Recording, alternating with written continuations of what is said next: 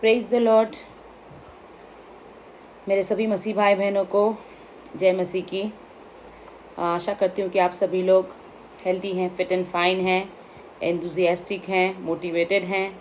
Bible reading में अपने आप को आप लोग निरंतर बनाए रख रहे हैं, यू नो। आइए तो आज हमारा यीशु का 10th चैप्टर हमने पढ़ना है। कल हमने 9th चैप्टर देखा। बहुत कुछ हमने कल 9th चैप्टर में देखा। हमने देखा कि किस विश्वास के बारे में हमने बेसिकली देखा कि किस प्रकार विश्वास के द्वारा वो कोढ़ी जो है वो चंगा हुआ, लकवे का रोगी, आई मीन टू से लकवे का रोगी जो है वो चंगा हुआ। एंड फिर उपवास के ऊपर जब पूछा तो परमेश्वर ने कहा कि किस प्रकार जब उनका दूल्हा तुम्हारे साथ है तो अभी शोक करने की आवश्यकता नहीं है, लेकिन जब दूल्हा नहीं रहेगा तब उपवास करने हैं। देन हमने देखा किस प्रकार मरी हुई लड़की जो है वो जी उठी। यीशु ने किस प्रकार कहा कि ये मरी नहीं है तो सो रही है।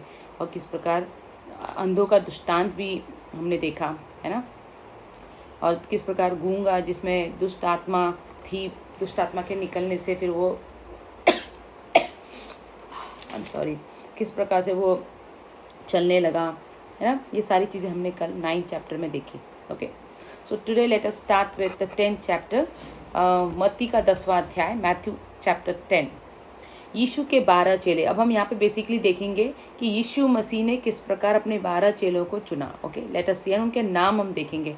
तो हो सके तो I think we should try, हमें ट्राई करना चाहिए कि हम इन सारे नामों को अच्छी तरह से याद कर लें, है ना।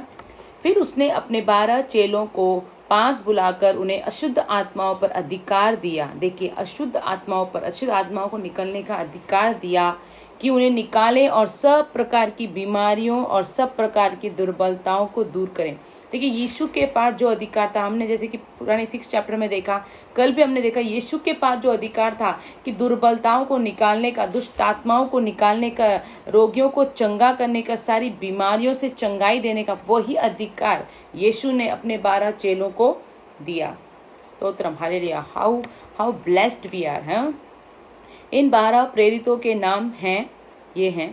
पहला शमौन, जो कि आप सभी लोग जानते हैं, जो पतरस कहलाता है, और उसका भाई अंद्रियास, जब्दी का पुत्र याकूब और उसका भाई यूहन्ना, फिलिपुस और बरतुलमे, थोमा और महसूल लेने वाला मत्ती, हल्फई का पुत्र याकूब और तदे, शमौन कनानी और यहूदा इस्करियोती जिसने उसे पकड़वा भी दिया। ये हम मसीह भाई बहन अच्छी तरह से जानते हैं कि यीशु मसीह को यहूदा इस्करियोती ने किस प्रकार पकड़वाया, है ना।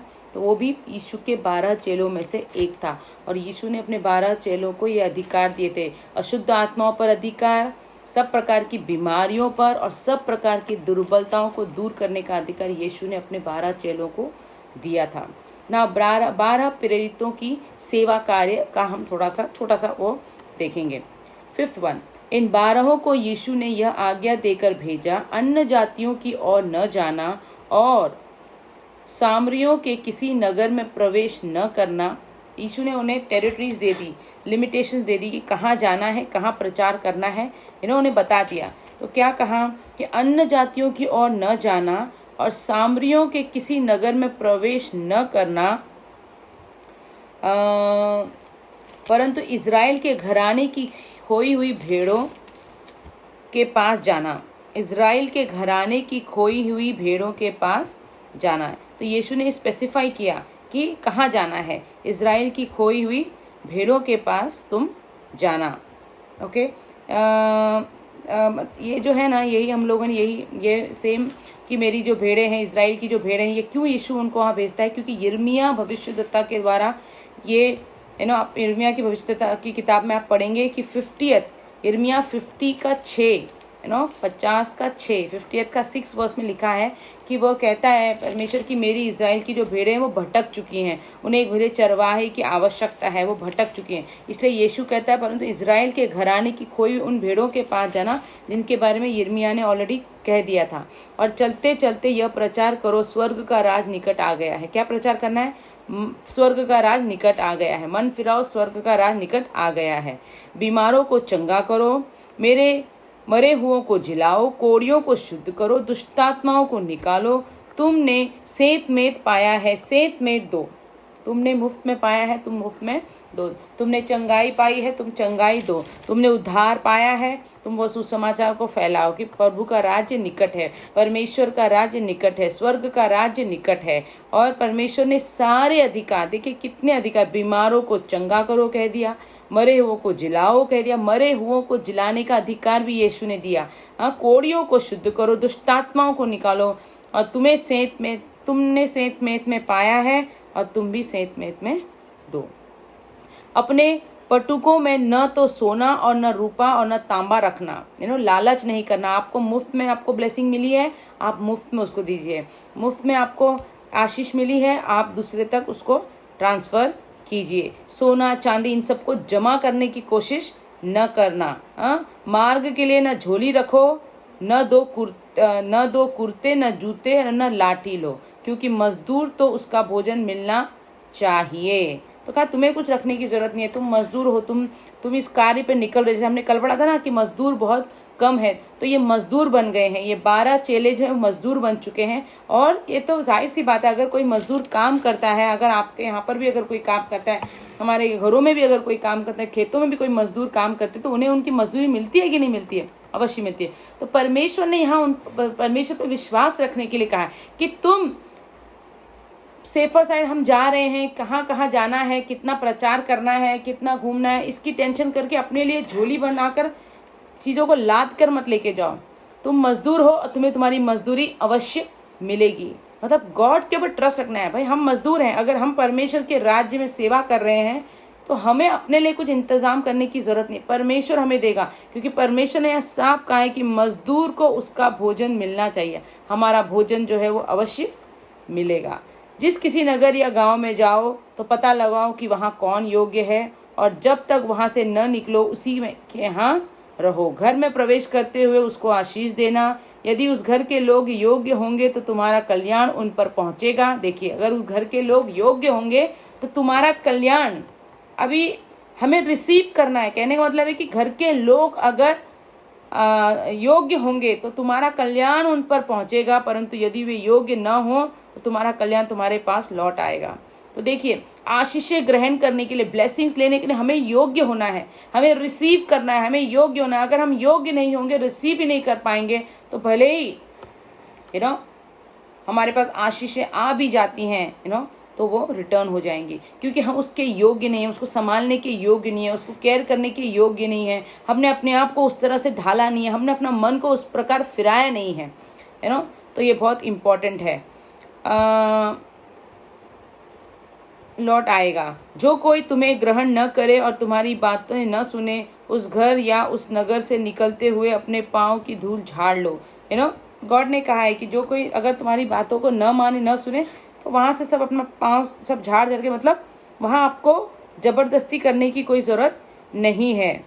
मैं तुमसे सच कहता हूँ कि न्याय के दिन उस नगर की दशा से सदोम और अमोरा के देश की दशा अधिक सहने योग्य होगी। तो परमेश्वर ने कहा है, हमारा काम है सुसमाचार बांटना, रिसीव करना, उस चीज को मानना, उसमें आगे चलना, उस मार्ग पर चलना, सुसमाचार को मानना। ये सामने वाले के ऊपर है, वो योग्य है कि नहीं। योग्य होगा तो उसके घर में ब्लेसिंग्स रह जाएंगी, योग्य नहीं होगा तो परमेश्वर के भेजे हुए जन के द्वारा जो ब्लेसिंग्स आती हैं वो तब तक रहेंगी, लेकिन जैसे ही वो वहां से निकलेंगे वो आशीष आपके यहाँ से निकल जाएगी। तो हमें इस बात का बहुत ध्यान रखना है। हम सब प्रभु के जन, हम सब के साथ आशीषें जुड़ी हुई हैं, हम सब एक दूसरे के साथ जुड़े हुए हैं। तो हम भी किसी के लिए आशीष का कारण बन सकते हैं और कोई और भी हमारे लिए आशीष का कारण बन सकता है। तो हमें अपने आप को इस योग्य बनाना है कि जब आशीषें हमारे जीवन में आए तो हम उसे संभाल सके, केयर कर सकें। ये बहुत जरूरी है, क्योंकि अगर ऐसा ना होगा तो परमेश्वर ने कहा है कि उनकी दशा जो है वो सदोम और अमोरा के देश की दशा से अधिक सहने योग्य, उन देशों के लोगों से भी अधिक उन लोगों को सहना पड़ेगा जो परमेश्वर के राज्य को नहीं मानते, जो सुसमाचार पर विश्वास नहीं करते। ओके, तो ये है आने वाले संकट के बारे में। फिर यीशु ने कहा है, देखो मैं तुम्हें भेड़ों के समान भेड़ियों के बीच में भेजता हूँ। अब देखिए परमेश्वर क्या कह रहा है। परमेश्वर कह रहा है कि मैं तुम्हें भेड़ों के समान भेड़ियों के बीच में भेज रहा हूँ। कहने का मतलब है कि संसार में तुम मेरी भेड़े बन के जा रहे हो। ऐसे मजदूर, ऐसी भेड़े बन के जा रहे हो, और संसार में ऐसे बहुत सारे भेड़िया लोग हैं जो तुम्हें खाएंगे, मारेंगे, कूटेंगे, निंदा करेंगे, परेशान करेंगे। मैं तुमको ऐसी खतरनाक जगह पे भेज रहा हूं मैं तुमको। इसलिए सांपों के समान बुद्धिमान और कबूतरों के समान भोले बनो। क्या लिखा है? हम जा रहे हैं, हम मैदान में उतर रहे हैं, हम भेड़ हैं, लेकिन हम भेड़ियों के बीच में उतर रहे हैं। लेकिन परमेश्वर ने क्या कहा है? हमें सांपों के समान बुद्धिमान और कबूतरों के समान भोला बनना है नो। हमें बुद्धिमान भी रहना है और हमें भोले भी बनना है। हमें कपटी नहीं बनना है, हमें मूर्ख भी नहीं बनना है, ठीक है। परंतु लोगों से सावधान रहो, क्योंकि वे तुम्हें महासभाओं में सौंपेंगे और अपनी पंचायतों में तुम्हें कोड़े मारेंगे। मतलब तुम पर सताव कर सकते, तुम्हें परेशान करेंगे, है ना, तुम्हें दुख देंगे, तकलीफ देंगे, टेंशन देंगे, है ना, ये सारी चीज, तुम्हारी टांग खींचेंगे, तुम्हें नीचे की तरफ गिराने की कोशिश करेंगे, तुम्हें मोटिवेट नहीं करेंगे, तुम्हें आगे बढ़ने नहीं देंगे, है ना। लेकिन हमें क्या करना है? हमें सावधान रहना है, हमें मूर्ख भी नहीं बनना है, और हमें पाखंडी और कपटी भी नहीं बनना है। तुम मेरे लिए हाकिमों और राजाओं के सामने उन पर और अन्य जातियों पर गवाह होने के लिए पहुंचाए जाओगे। बोला है तुम बड़े बड़े जो हाकिम होते हैं, जो राजाओं के सामने होते हैं, तो उनके सामने तुम अन्य जातियों पर गवाह होने के लिए पहुंचाए जाओगे ना। तुमको वहां पे रखा जाएगा। जब वे तुम्हें पकड़वाएंगे तो यह चिंता न करना कि हम किस रीति से या कहाँ क्या कहेंगे, क्योंकि जो कुछ तुमको कहना होगा वह उसी घड़ी तुम्हें बता दिया जाएगा। तो गॉड कह रहा है कितनी भी तकलीफ आए, परेशानी आए, विपत्ति आए, सताव आए, तुम्हें टेंशन लेने की जरूरत नहीं है कि हमें वहां पे क्या कहना है। अगर जैसे परमेश्वर ने कहा कि तुम अन्य जाति के सामने गवाह के रूप में तुम्हें पहुंचाएंगे, तो वहाँ पे क्या करना है? उससे हर चीज तुम्हें प्रोवाइड की जाएगी, because he is the provider और गॉड इज द प्रोवाइडर। हर चीज तुम्हें उसमें प्रोवाइड की, मतलब we have to show the trust, unbreakable trust हमें परमेश्वर पर दिखाना है। कितनी भी सिचुएशन हो, कैसी भी सिचुएशन हो। अभी हमारे चर्च के जो हमारे पास्टर हैं वो अय्यूब की किताब हमें पढ़ा रहे थे। तो one of my favourite chapters, तो मैं बहुत ही खुश हूँ, क्योंकि मुझे अय्यूब, पहले मैं भी इन चीज़ों को लेकर काफ़ी परेशान हो जाती थी, कोई तकलीफ है, लेकिन अय्यूब की किताब अगर जब हम पहुँचेंगे तो हम पढ़ेंगे, इट वंडरफुल बुक, है ना। तो चाहे सताव आए चाहे कुछ आए, हमें परमेश्वर पर विश्वास रखना है, ओके, क्योंकि परमेश्वर जो है वो प्रोवाइडर है। वो हमें प्रोवाइड करता है, इन्फॉर्मेशन देता है, क्या बोलना है, क्या चलना है, कितना बोलना है, कहाँ चलना है, किससे बोलना है, किससे नहीं बोलना है, कब जाना है, कब नहीं जाना है, सारी चीज़ें गॉड हमें प्रोवाइड करता है। क्योंकि बोलने वाले तुम नहीं हो, परंतु तुम्हारा पिता, तुम पिता का आत्मा तुम में बोलता है। देखिए, तो गॉड के ऊपर अगर हमारी डिपेंडेंसी रहेगी, गॉड अगर हमारे साथ है ना, तो मुख से निकले हुए वचन परमेश्वर की आत्मा के द्वारा होते हैं। इसलिए आपको परमेश्वर के साथ हमेशा उनकी गाइडेंस मांगनी है कि प्रभु हमारे मुख से निकला वचन आपके द्वारा हो। तो देखिए, such a wonderful verse it is, क्योंकि बोलने वाला तुम नहीं हो। जब तुम्हें गवाहों के रूप में खड़ा किया जाएगा, तुम्हें बोलना है, तो बोलने वाले तुम नहीं है। तो तुम्हें चिंता करने की जरूरत ही नहीं है कि क्या बोलना है, कितना बोलना है, किसके बारे में बोलना है, कुछ नहीं। God is the provider, he will provide each and everything, but we have to show our trust till the end. हमें अंतिम तक हमें विश्वास बनाए रखना है। पवित्र आत्मा, जो परमेश्वर पिता की आत्मा तुम में बोलता है। आमेन। भाई को और पिता पुत्र को घात के लिए सौंपेंगे। ये संकट के समय के बारे में बता रहा है परमेश्वर की सिचुएशन जो है पृथ्वी में इस तरह से खराब होएगी कि एक भाई को पिता पुत्र को घात करने के लिए सौंपेंगे, मारने के लिए। बच्चे माता पिता के विरुद्ध में उठकर उन्हें मरवा डालेंगे। देखिए सिचुएशन कितनी वर्स्ट होने वाली है, मेरे नाम के होने वाली है और चल रही है। इनफैक्ट मेरे नाम के कारण सब लोग तुमसे बैर करेंगे, पर जो अंत तक धीरज धरे रहेगा उसी का उद्धार होगा। देखिए जैसे हम लोग अभी ऊपर मैंने जैसे कहा, अंत तक जो अपना विश्वास बनाए रखता है, अंत तक जो धीरज बनाए रखता है, जो विश्वास में रहता है, धीरज से रहता है कि मेरा परमेश्वर मेरे साथ है, उसी का उद्धार होगा, उसी का उद्धार होगा। हमें हमेशा ये ट्रस्ट रखना है कि God is the provider for everything, for every crisis, every situation, he is the provider. आप लोग इसे अंडरलाइन कर सकते हैं, 22 10th का 22 10th का 20th। जब वे तुम्हें एक नगर में सताएं तो दूसरे को भाग जाना।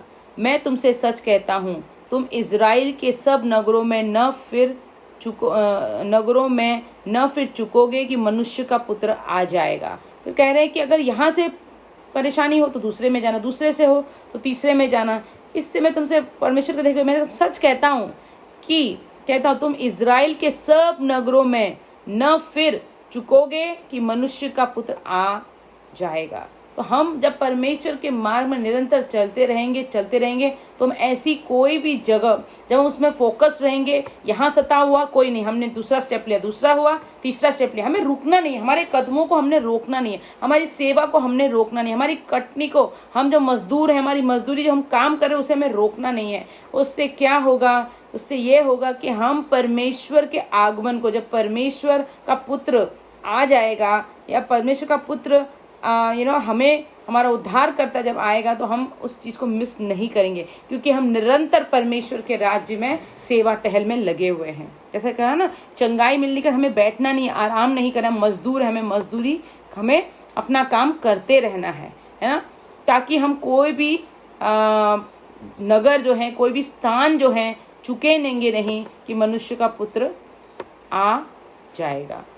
चेला अपने गुरु से बड़ा नहीं होता और न दास अपने स्वामी से। ये बात तो आप लोग स्पष्ट है। चेले का गुरु के और दास का स्वामी के बराबर होना ही बहुत है। ओके, जब उन्होंने घर के स्वामी को शैतान कहा तो उसके घर वालों को क्या कुछ न कहेंगे। ये क्या कहा उन्होंने कि अरे ये तो दुष्ट आत्माओं का सरदार है, उनके साथ मिलकर ये दुष्ट आत्माओं को भगा रहा है। तो ये परमेश्वर कह रहा है कि कोई भी जो चेले होते हैं, जो हम जो परमेश्वर के बच्चे हैं, वो हम परमेश्वर से बड़े नहीं हैं, अपने पिता यीशु से बड़े हम नहीं हैं। लेकिन ये सोचिए कि जो इस संसार के भेड़िए हैं, जो इस संसार के कपटी लोग हैं, जो इस संसार के विरोधी लोग हैं, वो क्या, जब वो सरदार को, जब वो स्वामी को ही नहीं छोड़ते तो वो चेलों का क्या करेंगे, वो दासों का क्या करेंगे, है ना। तो हमें सतर्क रहना है, हमें मूर्ख नहीं बनना है, हमें कमजोर नहीं बनना है ना। हमें अपने आप को परमेश्वर के राज में निरंतर बिजी रखना है, निरंतर ऑन रखना है ना। चाहे कोई कुछ भी कहे, घर वालों को चाहे कोई कुछ भी कहे, हमारे स्वामी को चाहे कोई कुछ भी कहे, घर वाले हमसे चाहे कोई कुछ भी, कहने का मतलब यह है कि जब तुम्हारे यीशु मसीह के बारे में जब ये ऐसी बातें बोल सकते हैं तो हम पर भी सताव किस लेवल तक हो सकता है। That is not we can't even imagine that. Okay, so but we have to be ready for that. ये परमेश्वर ने आने वाले संकट के बारे में पहले से बता दिया कि सताव होगा। जब वो मुझे ऐसा बोल सकते हैं तो मेरे बच्चों को क्या क्या बोल सकते हैं, मेरे दासों को क्या क्या बोल सकते हैं। किससे डरे, हमें किससे डरना है। लेकिन अभी ये देखिए, इसलिए मनुष्य से मत डरना, मनुष्य से हमें कभी नहीं डरना है, क्योंकि कुछ ढका नहीं जो खोला न जाए। ऐसा कुछ भी नहीं है जो परमेश्वर खोल नहीं सकता, और कुछ छिपा है नहीं जो जाना न जाए। ऐसा कुछ छिपा भी नहीं है जो परमेश्वर न जान सके और हम न जान सके, परमेश्वर हमें न बता सके। जो मैं तुमसे अंधियारे में कहता हूँ उसे तुम उजियाले में कहो, और जो कान सुनते हो उसे छतों पर से प्रचार करो। मतलब we need to be bold, हमें बोल्ड रहना है, स्ट्रांग रहना है, निडर हमें बनना है, हमें कावर्ड नहीं बनना है। परमेश्वर ने हमसे जो कहा है हमें एकदम से हिम्मत के साथ, बोल्ड के साथ हमें उस चीजों को प्रचार करना है। जो शरीर को घात करते हैं पर आत्मा को घात नहीं कर सकते। सताव चाहे कितना भी आए वो शरीर पर हो सकता है, लेकिन तुम्हारी आत्मा को कोई, अगर हम परमेश्वर पर लवलीन रहते हैं तो कोई भी हमारी आत्मा को एक पिन भी नहीं लगा सकता। शरीर पर तकलीफ आ सकती है, और मैंने ये बहुत ट्राई भी किया है। मेरे छोटे टाइम के जो मेरे पास्टर हैं उन्होंने हमें बताया था कि कभी भी कोई तकलीफ आती है, परेशानी आती है, परिवार से हो सकता है, फैमिली मेंबर्स में से हो सकता है, आई मीन टू से कलीग से हो सकता है, फ्रेंड से हो सकता है, पड़ोस पड़ोसियों से हो सकता है, हस्बैंड वाइफ के बीच में हो सकता है, बच्चों से, माता पिता, किसी से भी हो सकता है। लेकिन उस समय पे हमें हारना नहीं है, हमें निराश नहीं होना है, हमें रोना नहीं है, हमें तकलीफ में नहीं जाना है। हमें केवल ये सोचना है कि ये जो कष्ट है ये केवल और केवल मेरे शरीर को, हमारे शरीर को नाश कर सकता है, हमारे शरीर को तकलीफ पहुंचा सकता है, लेकिन हमारी आत्मा को छू भी नहीं सकता, क्योंकि आत्मा जो है वो परमेश्वर के कंट्रोल में है। उनसे मत डरना, पर उसी से डरो जो आत्मा और शरीर दोनों को नरक के नष्ट कर सकता है। तो हमें पाप से डरना है, व्यभिचार से डरना है, झूठ से जलना है, छठ से जलना है, कपट से जलना है, इन सब मूर्ति पूजा के पाप, इन सब से हमें डरना है। लेकिन हमें शरीर के घाव से नहीं डरना है, उससे डरना है जो शरीर और आत्मा दोनों को नर्क में फेंक सके, है ना। तो पाप से डरना है, व्यभिचार एक पाप है, झूठ, छल, कपट, खून खराब, ये सब पाप है, इनसे हमें डरना है, क्योंकि ये हमारे शरीर को, हमारी आत्मा को नर्क में फेंक सकते हैं। करेक्ट। हमें इन सब चीजों से डरना है, बचना है ना, परमेश्वर के मार्ग पर चलना है।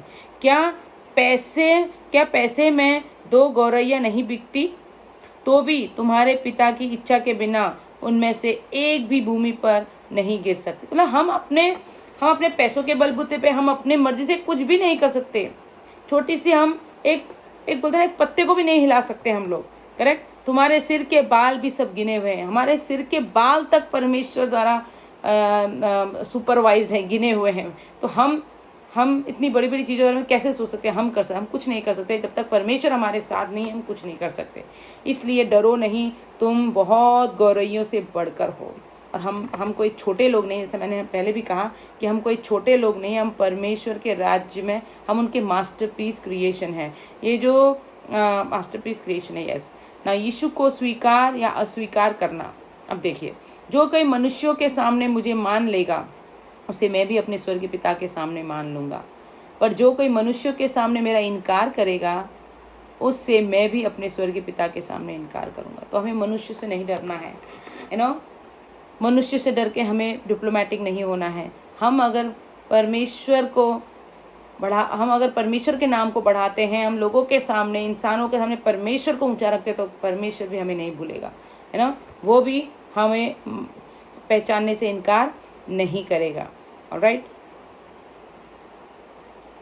यीशु के आगमन का परिणाम। तो ये 32, 33 ना बहुत इंपॉर्टेंट। लाइफ में कभी भी कुछ प्रॉब्लम्स होती हैं, यहाँ पर आपको लग रहा है कि आपको यीशु मसीह के नाम लेने से प्रॉब्लम हो रही है, इस वचन को याद करिए। अगर हम परमेश्वर के नाम लेने से डरते हैं, स्वीकार करने से डरते हैं, तो परमेश्वर भी हमारे नाम लेने से इनकार करेगा। साफ साफ का हमारा परमेश्वर जलनशील परमेश्वर है। यू नो, ओल्ड टेस्टमेंट में लिखा है, आवर गॉड, हमारा परमेश्वर जो है वो जलनशील परमेश्वर है। ओके। यीशु के आगमन का परिणाम। यह न समझो कि मैं पृथ्वी पर मिलाप कराने आया हूँ। मैं मिलाप कराने नहीं, पर तलवार चलवाने आया हूँ। मैं तो आया हूँ कि मनुष्य को उसके पिता से, और बेटी को उसकी माँ से, और बहू को उसकी सास से अलग कर दूं। मनुष्य के बैरी उसके घर ही के लोग होते हैं। देखिए, इसका मतलब ये नहीं है कि परमेश्वर झगड़ा कराने, कहने का मतलब है कि गॉड जो है वो लोगों को चुन रहा है, बुला रहा है। अब अगर परमेश्वर के राज्य में चलने से सबसे पहले परमेश्वर ने कहा है कि जो सताव आता है, जो विरोध आता है ना, वो फैमिली से आता है। हस्बैंड को वाइफ से आ सकता है, वाइफ को हस्बैंड से आ सकता है, माता पिता को बच्चों से आ सकता है, बच्चों को माता पिता से आ सकता है, पड़ोसियों से आ सकता है, भाई भाई से आ सकता है, बहन बहन। तो ये जो विरोध आएगा, जो सताव आएगा, ये फैमिली से आएगा। तो गॉड कहता है मैं जो मेरे चुने हुए लोग हैं, बुलाए हुए लोग, उनको मैं उनसे अलग करने आया हूँ, क्या कि वो मेरे राज्य में चले, वो मेरे मजदूर बने, है ना। और जो हमारा विरोध करता है, चाहे फिर वो हमारी माता हो, चाहे पिता हो, चाहे हस्बैंड हो, चाहे बहन हो, चाहे भाई हो, बच्चे हो, तो हमें उनके साथ अपना डिस्कनेक्शन करना ही पड़ेगा, है ना। तो गॉड ये कह रहा है कि मैं तुम लोगों को उनसे अलग करने आया हूं, ऐसे लोगों से जो यीशु को नहीं मानते, उससे अलग करने में आया हूं। मेरे चुने हुए और बुलाए हुए लोगों को मैं अलग करने आया हूं। जो माता या पिता को मुझसे अधिक प्रिय जानता है, वो मेरे योग्य नहीं। देखिए, साफ साफ है ना।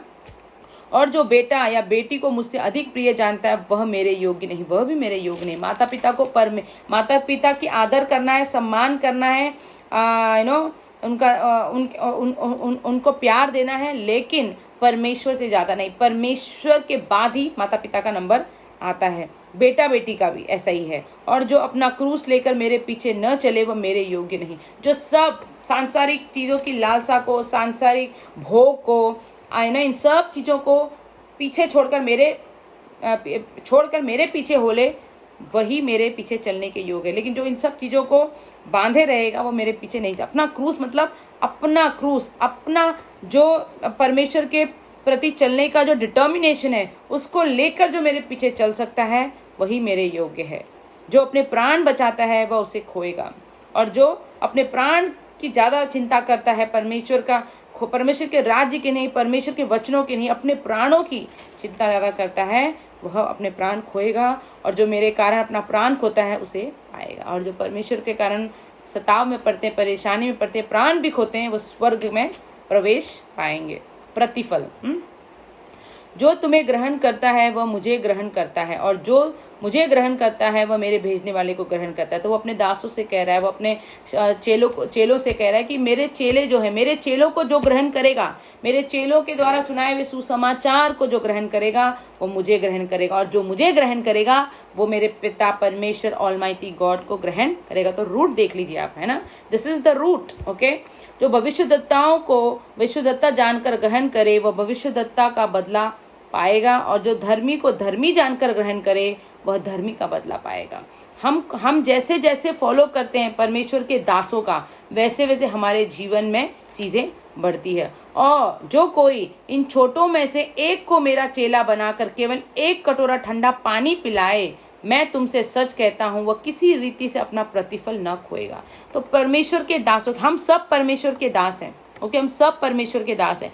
अब परमेश्वर ने कहा है मेरे जो 12 चेले थे, जो सेवक थे, जो उनकी सेवा करेगा, जो उनकी मानेगा वो मुझे मानेगा, जो मुझे मानेगा वो मेरे पिता को मानेगा। उसी प्रकार का है जो भविष्यद्वक्ताओं को जानकर भविष्यद्वक्ता को ग्रहण करता है, और जो धर्मी को जानकर उसे ग्रहण करता है, और जो कोई मेरे छोटे से छोटे दासों को भी आदर सम्मान देकर एक गिलास ठंडा पानी भी अगर पिलाएगा तो उसका प्रतिफल उसे जरूर मिलेगा। तो ये बहुत इंपॉर्टेंट है कि हमें परमेश्वर के दासों का आदर करना है, हमें परमेश्वर के दासों का सम्मान करना है।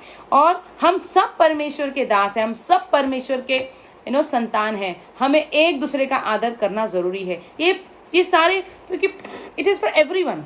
हम परमेश्वर के बच्चे, हम परमेश्वर के दास हैं, हम परमेश्वर के राज्य के मजदूर हैं।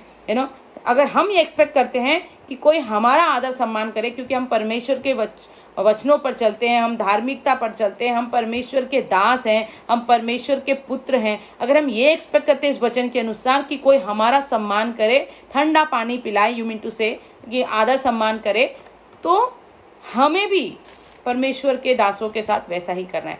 दास छोटा बड़ा, यस, डिपेंडिंग ऑन द आशीष होता है, लेकिन हर कोई दास होता है। तो हमें परमेश्वर के लोगों को मान सम्मान करना है, तो ये चीजें सारे लोगों के लिए लागू होती है। ओके ना, यीशु और यूहन्ना बपतिस्मा देने वाला, जब तो ये आई थिंक 11 चैप्टर शुरू होगा। तो इसी के साथ हम लोगों ने आज का 10 चैप्टर कंप्लीट किया है कि किस रीति से हम अपना प्रतिफल पाएंगे जब हम अपने परमेश्वर के दासों का सम्मान करेंगे, परमेश्वर के पुत्रों का सम्मान करेंगे, उनका आदर करेंगे, है ना। तो हमें एक दूसरे का, हम सब मसीह भाई बहनों को एक दूसरे का आदर सम्मान करना है ना। हमारी ब्लेसिंग्स को लेकर हमें घमंड नहीं करना है, हमारी आशीषों को लेकर हमें घमंड नहीं करना है। हमें ये नहीं सोचना है कि परमेश्वर ने हमें ये दिया, सब कुछ परमेश्वर का दिया हुआ है और हमें परमेश्वर ने मुफ्त में दिया है। हमें भी प्यार जो है वो, और वचन जो है, और सुसमाचार जो है वो हमें फ्री में ही लोगों तक पहुंचाना है, ज़्यादा से ज़्यादा मजदूर बढ़ाने हैं। और परमेश्वर ने कहा है कि जो अंतिम तक धीरज धरेगा वही उद्धार का हकदार होगा।